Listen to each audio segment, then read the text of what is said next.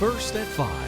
From the University of Florida's College of Journalism and Communications, you're watching WUFT News. Good evening and welcome to First at 5 from WUFT News. I'm Tyler Carmona. And I'm Chris Will. Thank you so much for joining us. Our top story tonight, developing news from Orlando, where a series of 3 shootings killed a woman, a TV news reporter, and then a child. We start with this CNN report and the early word from the Orange County Sheriff about what happened. Authorities in Orange County, Florida, arrested and charged a man in connection with a fatal shooting spree Wednesday. He is 19-year-old Keith Melvin Moses. The Orange County Sheriff's Office says at 11:17 a.m. local time, deputies responded to an incident where a woman in her 20s was shot and killed, allegedly by Moses. Detectives had already done their canvass of the neighborhood and had cleared the scene, and were out actually following leads on this suspect Moses because they quickly developed him as a suspect in this case. Nearly 5 hours later, authorities say Moses fired at an Orlando news crew reporting on the earlier shooting incident. One of the victims, a television reporter from Spectrum News 13, died. The suspect is not saying much right now. It is unclear if he knew they were news media or not. We're still trying to work all of that out. The Orange County Sheriff's Department says Moses then entered another house and shot a woman and her 9-year-old daughter. No one in our community, not a mother, not a 9-year-old, and certainly not news professionals, should become the victim of gun violence in our community. Charter Communications, the parent company of Spectrum News, released a statement saying they are deeply saddened by the loss of our colleague and the other lives senselessly taken. The suspect waived his first court appearance today and is being held without bail. The sheriff believes the reporting crew was either inside or near a car without any media markings. He said it's possible they were targeted or mistaken for undercover police. The reporter killed Dylan Lyons previously worked here in the Gainesville market at TV 20. WFT's Ophelie Jacobson spoke to his former boss. That's right. The news of Dylan's death has sent shockwaves throughout the journalism community, and it hits especially close to home for us in Gainesville. I spoke to Lyons' former news director, who says he was full of life, both on and off screen. Dylan Lyons. He was exactly what you saw on TV. 24 years old. Really energetic, big personality. A familiar face in Gainesville as an anchor and reporter for WCJB TV 20. Just a guy who showed a lot of range with respect to whether he was doing the fun morning show interview or going out and going live on the drama at City Commission or wherever it might be. After working for John Levy in Gainesville, Lyons made the move to Spectrum News 13 in 2022. He was a storyteller. Not afraid to tackle any story, jump in feet first. A storyteller whose own story was cut short. Tributes poured in from all over the country from his former co-workers. The Board of Florida Association of Broadcast Journalists released a statement remembering the reporter. Lyons leaves behind a grieving fiancé and family. Levy says he will miss the opportunity to watch Lyons grow. I just hope Dylan is remembered as someone who had great potential in this industry, someone who had started to tap into that potential, somebody that was full of life and energy and passion for not just what they were doing professionally, but everything about their life. A GoFundMe page has been set up to cover the costs of his funeral. It has raised close to $40,000 so far. According to the site, his service will be held on March 10th. Lyons would have been 25 next month. Florida resumes executions tonight after a break for the COVID-19 pandemic and the priorities of dealing with hurricanes. In just about an hour, the state is scheduled to execute a longtime death row inmate, Donald Dilbeck. You're looking at video of Florida State Prison. Dilbeck lost an appeal last week at the Florida Supreme Court, and the U.S. Supreme Court decided yesterday not to intervene. Donald Dilbeck's case brings interesting comparisons to that of Parkland shooter Nicholas Cruz. Both claimed mental impairment due to their mothers having heavy drinking problems during pregnancy, and both have found sympathy among jurors. Dilbeck's jury voted 8-4 to recommend the death penalty, but current state law requires a unanimous decision, so the Cruz jury spared his life with a 9-3 vote. Florida's legal approach to the death penalty will come up in next month's legislative session. There are bills to revert back closer to just a majority vote being required in the end, though 7-5 would not be enough. A 12-0 vote would only be required at the first step in finding at least one aggravating factor. As proposed, the bills would let a judge overrule to impose a death sentence, but that idea may not make the final versions, and any changes that pass will likely draw legal challenges. A circuit judge has dismissed a lawsuit filed after Florida chartered a migrant flight from Texas all the way to Martha's Vineyard with just a pit stop in the Panhandle. Both sides agreed funding is no longer a legal issue because of a new law authorizing a formal program with the funding of $10 million. The law authorizes an emergency program that can operate without needing any Florida connection. A woman and her 2-year-old grandchild are in a Gainesville hospital after a hit and run. Someone hit the pedestrians yesterday near the corner of Northwest 10th Avenue and Main Street. Police believe the vehicle involved was a silver Honda minivan, but the driver's identity is still unknown. I-75 is back in action today after a tractor trailer with an oversized load clipped an overpass in Marion County. The immediate cleanup took about 12 hours, and for all that time, all 3 northbound lanes were closed. It was around 9 p.m. last night when FHP reopened the interstate.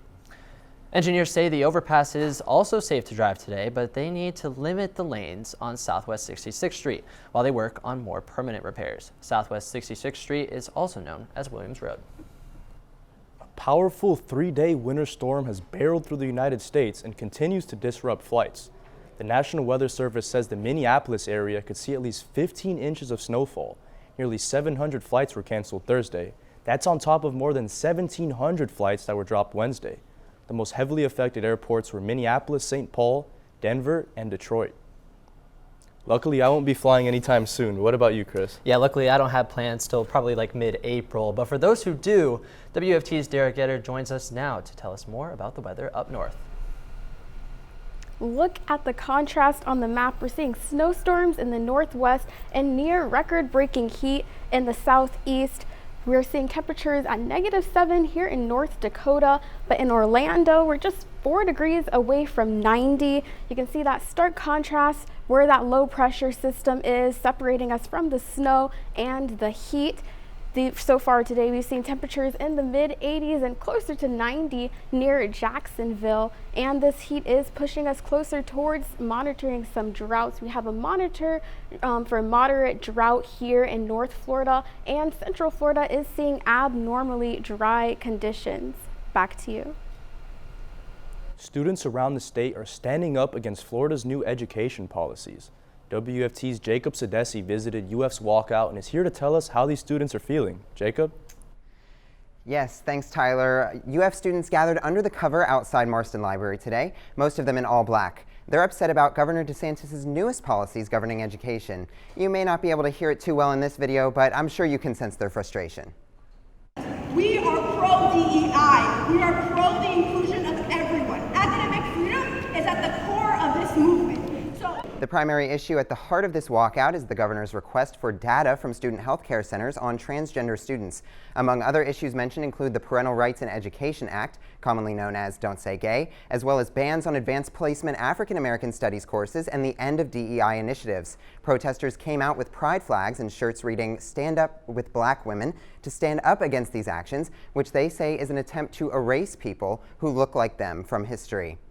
The protest here ended at 3 p.m., but similar events were also planned at USF, UCF, FSU, and other Florida public universities. It's unclear if anything will change, but what it is clear that those angry with Governor DeSantis' latest changes in education won't back down. Back to you. Thank you, Jacob. Shands Hospital is making some massive improvements. That's right. Coming up, we take a look at the newly introduced unit that has the potential to save lives. Coming up on WFT News First at 5, we'll tell you all about the special equipment ambulances will soon be using. You're watching WUFT TV News. UF Health Shands Hospital is working on its upcoming stroke-focused initiative. WFT's Elena Barrera joins us now. She says this is all possible because of an anonymous donor who doctors say is just a thankful patient. Yes, that's right. The generous donation allows ambulances in the area to upgrade to better provide stroke-specific care. New features help fight strokes faster. Every 40 seconds, someone has a stroke in the U.S. Every 3.5 minutes, someone dies from a stroke. Neurosurgeon Brian Ho says strokes are leading causes of long-term disability. These statistics from the CDC are exactly why officials at UF Health Shands Hospital are forming specialized stroke ambulances. Time is brain. The faster a stroke can be treated, the better chance for recovery and less chance for disability. Vascular neurologist Anna Khanna says these souped-up ambulances will be fully equipped with CT scanners, clot-busting drugs, and telemedicine equipment. What this will allow us to do is to actually bring our emergency department directly to the patient in the field. We'll be able to scan the patient, examine the patient, and administer crucial medications in order to reverse the symptoms of stroke. If a patient potentially suffered a stroke team will be sent out alongside the EMT and paramedics. Ho says the specialized care will be instrumental in bringing better, faster care to more people. Many of our patients live in rural areas where they might not be close to a stroke center hospital. And so this gives them that fighting chance to recover. These doctors say mobile treatment lowers the probability of permanent disability. These stroke care-focused units are the first of their kind in the state. The mobile stroke units will service people within a 30-mile radius starting in May or June. A new vehicle is making one local park more accessible than ever before. Sweetwater Wetlands Park is now offering an accessibility tram to the public. The tram can transport 10 people from the parking lot to the preserve. Public tours are available on Tuesday and Thursdays. But the tours are now so popular they're booked up through March. Gainesville resident Robert Getz says the tram will help many people in the community. God blessed it to have a tram like this and take these people and people that are handicapped, especially handicapped people, yes, to see Mother Nature. It's very great. Due to the popularity of the tram, the park also offers private tours, but parking costs $5. These tram rides are free. You can schedule tours on Sweetwater Preserve's website or their Facebook page. We have parts of the U.S. seeing temperatures below zero, but here in Florida, we're almost in the 90s. Yeah, Derrah, and I hear that if it keeps getting higher and higher, we're going to see records. Yeah, we could. The forecast high tomorrow is 87, and the current record set back in the 60s was at 88 degrees. I'll have more on what you can expect from this warm-up when we return. Welcome back. Be happy you're waking up in sunny Florida today instead of northern Wisconsin and other places dealing with a huge snowstorm right now. The streets of this town were deserted as people began to fire up their snow blowers, and several towns are reporting up to 8 inches of snow and counting. The heat wave in Alachua County has temperatures feeling like the low 80s, and the southern part into the north temperatures are in the mid 80s. Outside on your campus cam, mostly cloudy skies, and this cloud cover is going to continue to become more dense ahead of that patchy fog that we're forecasting for tomorrow morning. These southwesterly winds moving in at 14 miles per hour are going to continue to keep temperatures feeling nice and warm. Earlier today, actually about 2 hours ago, we saw wind gusts up to 23 miles per hour here in Gainesville. Right now we're sitting at 22 with some really gusty winds in the center part of North Florida. This evening we're going to continue to be remaining breezy, and as these winds ease off into the overnight hours, calm winds and mild temperatures tonight. The southwesterly winds are going to move in some dense areas of fog. If you're in Gainesville, you'll be able to see about 3 miles ahead of you. But if you're on the western part of the state, under a quarter mile of visibility ahead of you, so you might want to turn on those high beams or leave a little early. High temperatures on Friday in the mid 80s, with things feeling a little bit cooler in Cedar Key in the low 70s. Tomorrow, you'll be waking up in the low 60s, and the daytime high forecasted at 87. And if this heat keeps up, we could be breaking a record tomorrow. Daytime high forecast at 87 degrees, and the current record is 88, set in 1962. The heat is pushing us to monitor some moderate drought here in North Florida, and Central Florida is seeing abnormally dry conditions.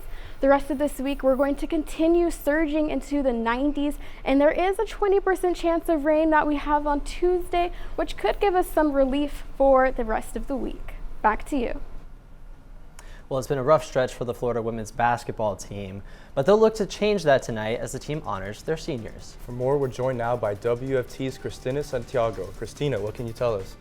That's right, it's senior night in Gainesville, and the Gators are looking to win for their senior players against Alabama. I'll be talking all about it and more coming up after the break. You're watching WUFT TV News. Hi everyone, welcome to sports. I'm Cristina Santiago. Florida women's basketball is set to take on Alabama tonight in the final home game of the regular season. For more, we're now joined by WFT's Bradley Shimel, who is reporting outside the O'Connell Center. Bradley, what do you have for us?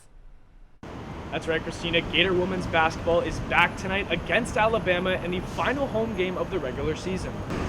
It's senior night in Gainesville, and the Gators are honoring Faith Duke, Nina Rickards, and KK Deans. Dean scored a career-high 30 points in their previous game against LSU. The Gators have lost 5 in a row, with the last 2 coming against top 5 opponents. They'll look to send their seniors off right tonight. Tip-off is set for 6 p.m. Reporting from outside the Stephen C. O'Connell Center, I'm Bradley Shimel. Back to the desk. Thanks, Bradley. Gator men's basketball was defeated by the Kentucky Wildcats last night, 82-74. Florida continues their struggles as they continue on without their big man, Colin Castleton. The Gators were out-rebounded 40-21 by the Wildcats and could not contain Oscar Shibwe, who shot 12 of 13 from the field. Florida has lost 5 of their last 6 and have fallen to 14-14. They look to get back above 500 when they take on Vanderbilt this Saturday. Florida baseball lost a heartbreaker last night to USF after blowing a 5-run lead in the 9th inning. The number 7 ranked Gators recorded a whopping 17 hits and led 8-3 heading into the final frame. But then things came crashing down as the Bulls scored 7 runs in the final inning.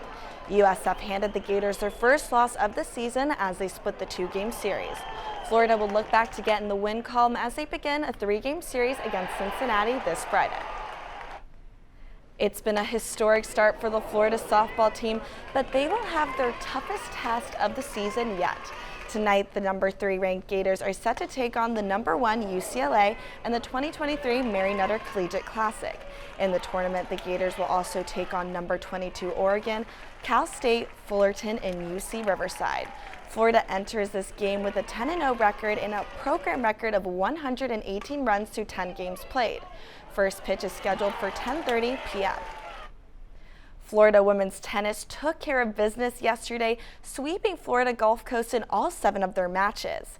The number 15 Gators continued their winning streak as they defeated FGCU with ease Wednesday afternoon. The Gators won all 7 matches without dropping a single set. Number 61 ranked Gator Carly Briggs had all eyes on her as she went up against the current Athletic Sun Player of the Week, Emma Bardet. It was a challenging matchup where Briggs finished up with a win. The Gators' next match is this Friday at home against number 25 Pepperdine. Another day has come and another day is gone as another Gators assistant coach has left for the staff for the NFL. According to published reports, former Gator wide receiver Kerry Colbert will be leaving the program to join the Denver Broncos staff. Colbert is now the 3rd assistant coach to leave for the NFL in 2 days. Before we go, let's get one last check on the weather.